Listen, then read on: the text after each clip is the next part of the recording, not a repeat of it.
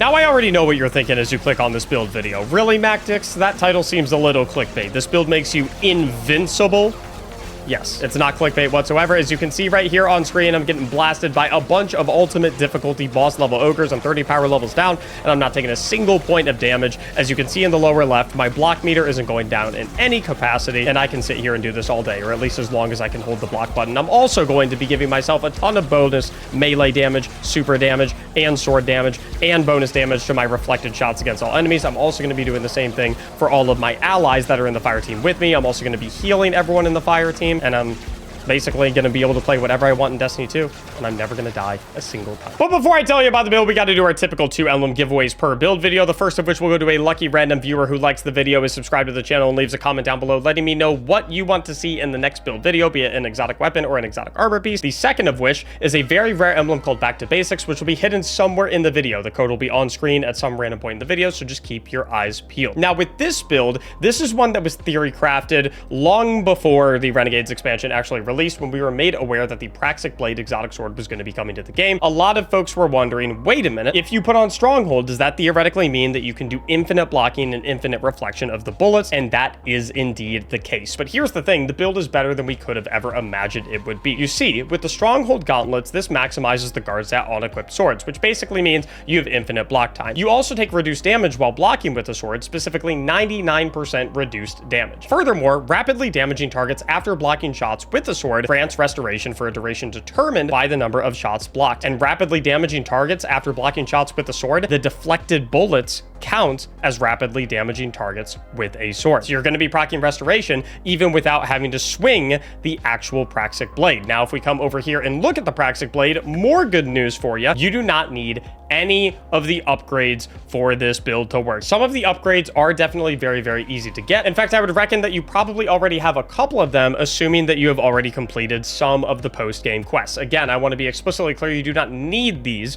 for this build to work, but they can make things a little nicer. One of these is going to be the defensive form Praxic Blade form. It rolls at base with the balanced form, which allows rapid final blows to grant ammo regeneration to this weapon. However, if you can do the defensive form, blocking an attack with your guard grants ammo to this weapon, which with this build effectively means infinite ammo no matter what, uncircumstantially. When we do eventually start acquiring these mods, you are going to want to work your way towards Forceful Blade 3, which is going to greatly improve impact, which aka improves the sword's damage. As far as the cores, if you can get access to the cores, the refraction core you can get from the homeless fallen fella who sells junk. If you spam enough credits towards him, eventually you unlock the refraction core, and because our super type is going to be strand, this means that all deflected shots that you do back at targets will sever them, cutting their damage by 40%. Now, obviously, you don't really care about that much because you're not taking any damage anyway, but it makes things safer for your allies. It also opens up the capability to make it a little bit more safer for you to temporarily stop blocking and get some sword swings in without taking as much damage, because of course those targets are going to be dealing 40% less. Now, don't worry, just because the targets are severed doesn't mean that your reflections of their shots are going to be doing less damage to them, because their shots would theoretically do less damage to you. They do a base amount of damage, so this isn't going to detract from any of the damage that you'll be doing with the reflections. Finally, with the catalyst sockets, you might think that you would want to go with the Hyper Blade catalyst, where reflecting shots causes you to become amplified and grants the sword increased lunge distance for a single swing. And I do think that one could definitely be potentially good. The one concern I have about it though is while you have the amplified buff, enemies are significantly less accurate towards you, but we kind of want enemies to be accurate towards us because we want to be able to deflect our bullets right back at them. So that is one potential concern I could have, and would make me think that the upper hand catalyst could be potentially better, which increases the damage of the thrown sword and reflected shots while on higher ground than the target. Again, you'll notice I don't even have these yet, and I'm not using them, and you're going to notice that when we take the build into some gameplay testing, it's still going to work just fine. And once again, you don't need the refraction core or the defensive form.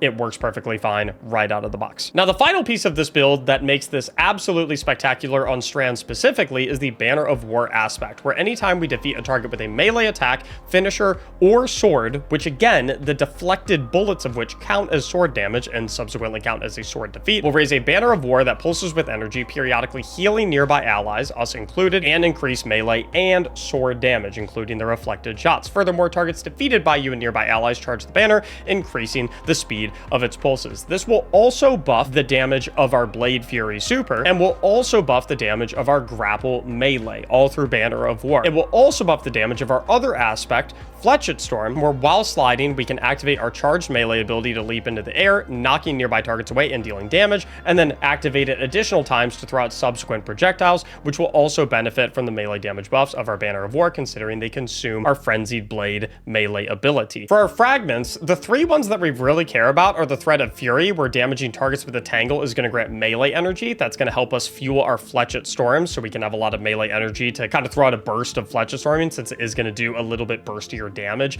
than the Praxic Blade is able to do. And we're going to very easily be able to make tangles with our grapple melees, and we're going to be able to very easily make tangles with any targets that die to our reflected shots, assuming that we have that refraction core on, because it will sever them. We also love the Thread of Generation, where dealing damage generates grenade energy, so we can have more grapples, and therefore more grapple melees empowered by the Banner of War. We also like the Thread of Continuity, where Suspend, Unravel, and Sever effects applied to targets have increased duration, so those things that we do sever with the reflected shots, they're going to be severed for a little bit longer. And then in the fourth slot, there's honestly nothing available in the Strand kit that truly synergizes with this build particularly well, so I'm just going with the Thread of Ascent, strictly because it gives me 10 stat point bonus to my weapon stat, so that my sword damage and my reflected damage do a little bit more. That's right, your reflected damage and your sword damage are both empowered by the weapon stat, which makes it a no-brainer to absolutely invest as many stat points as humanly possible into the weapon stat. Number 2 stat that you're going to probably want to go into is going to be your super stat, to have a little bit of Blade Fury uptime because of how well it works with the Banner of War aspect. After that, we probably want to lean into Grenade,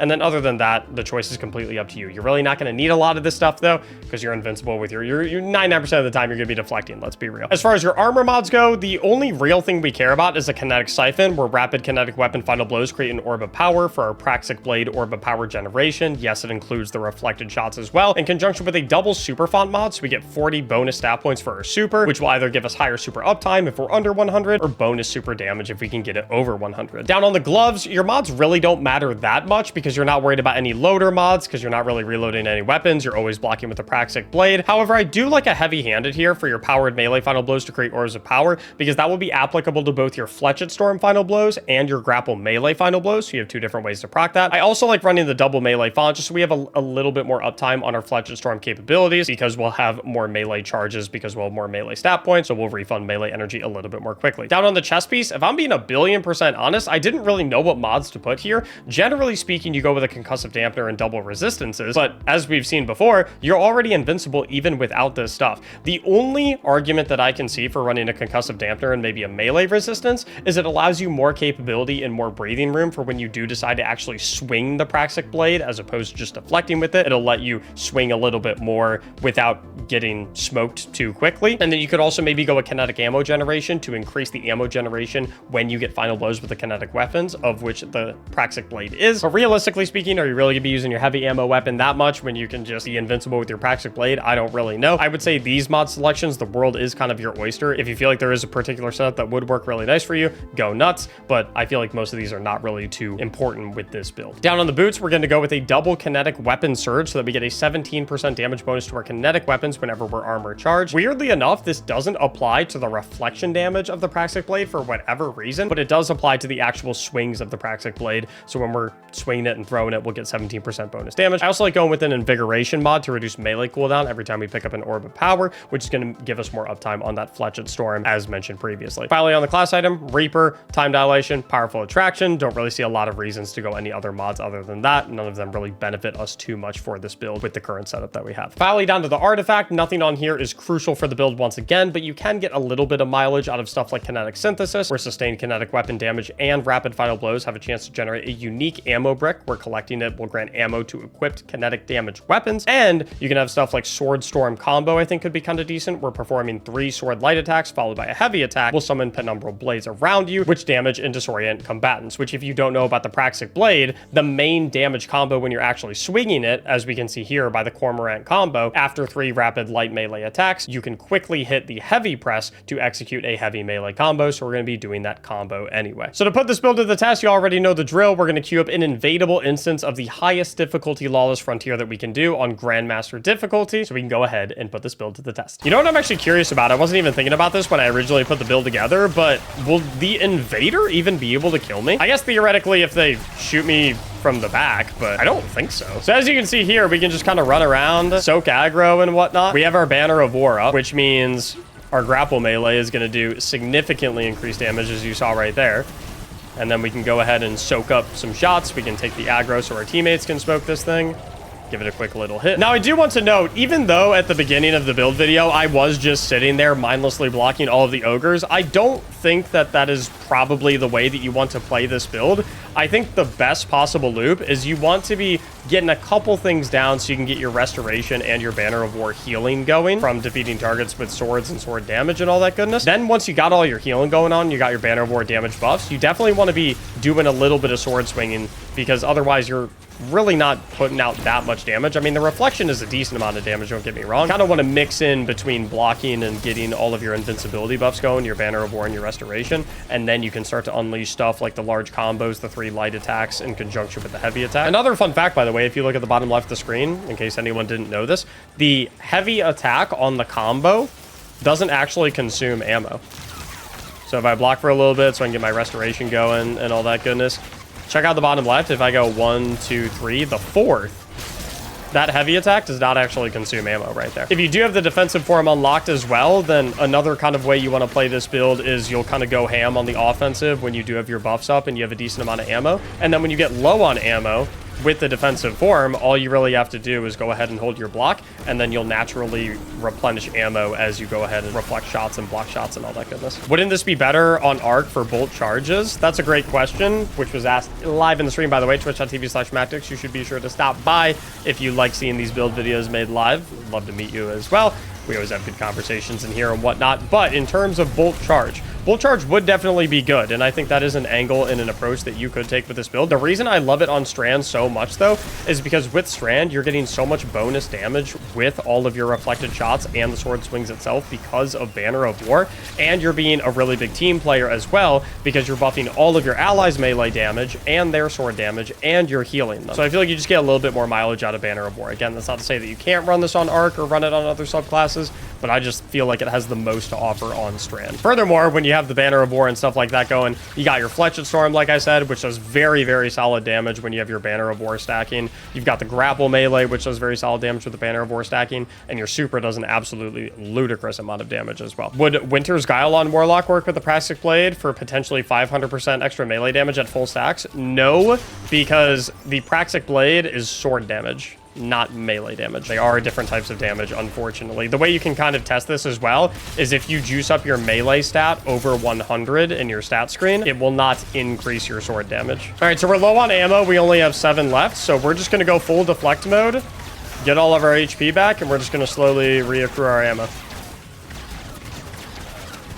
Now, the tricky thing is we only are borderline invincible from enemy shots if we are actually facing the enemy. So if we have a lot of enemies at all angles, we kind of want to like back up and reposition ourselves so that they're all kind of in front of us and there's nothing shooting at us from the back or from the side. And as you can see, my ammo is slowly but surely just going up as I'm reflecting everything. Another quick tip for y'all as well, if you ever throw the Praxic Blade and therefore can't block because it's obviously kind of like out, so like even if I hold the block button, it won't let me block right now until it actually returns to me.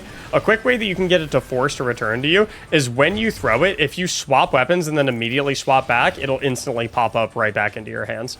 All right, let's get a little Fletched Storm. A little grapple, and then a little block and block. 1, 2, 3, hit the 4 for the big combo. Getting a little weak, so we'll go ahead and hit some blocks. We get our Banner of War going, our restoration going. 1, 2, 3, hit a 4 for a big one. 1, 2, 3, hit another 4 for another big one. Missed that one. Bang. Back it up a little bit. Our Banner of War is gone, so I do want to find a trash mob so we can get our Banner of War back. So we're doing much more melee and super damage. Yeah, I'm getting a little weak though, so let's back it off. You know what? I might want to take off my Eager Edge Sword real quick and put on a weapon that actually deals damage. Could be helpful. This might be the world's tankiest brig. Yeesh. We have a decent amount of ammo, so we can put in some work. Got some skull tier enemies, so they're going to hurt quite a bit, but that's no problem for us with our Banner of War healing. And we, of course, have our super as a panic pop as well. Although, honestly, I think we take less damage with our blocking Stronghold than we do in our super. So, super as a panic pop would actually give us less survivability than Stronghold blocking as a panic pop, which is kind of funny. So, as you can see, an absolutely spectacular, truly honest-to-goodness, invincible build for all intents and purposes. If there is a Praxic Blade build to run on Titan, it is definitely this. I hope you enjoyed this build video. Be sure to like it if you did, and subscribe to the channel if you want to see future builds. I'm currently theory crafting and working on a Praxic Blade Warlock and Hunter build as well, so that you Warlock and Hunter mains can also have a nice, fun lightsaber build to use ASAP. Thank you so much for watching, and as always, have a great day.